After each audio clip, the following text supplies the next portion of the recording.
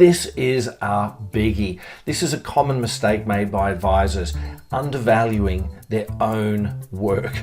It sounds incredibly obvious, but my goodness, it's so common, and it starts with a couple of little questions that come into the mind. So you're looking at the price, the number that you've put down for this piece of advice, and the first thing pops into your head, oh, gosh, that looks a little bit big, and then you start to go, I mean, really? And this is where it starts to slip. It's like, well, I mean, how hard is it? I mean, we do this sort of stuff all the time. It's pretty straightforward. Chip, chip, chip. If this were a Spitfire over the channel in 1940, you've just been hit, right?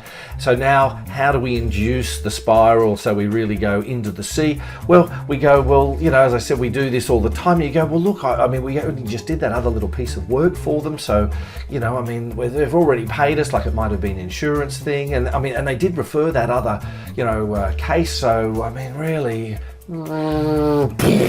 you know, your pricing is just a disaster. It sucks. So how do you, pushing my analogy, how do you keep the plane in the air? How do you keep this thing, you know, afloat? So in this particular case, why don't we get rid of all the negative thoughts? This is, I think Zig Ziglar used to call this, you need a checkup from the neck up. That's exactly what we need. What about focusing more so you look at the price and you go, and as you take that that big gulp of, my gosh, how am I going to justify this? Stop and think, ask the question, how are these clients going to feel when all of this is implemented? You know, like, what's the outcome for them?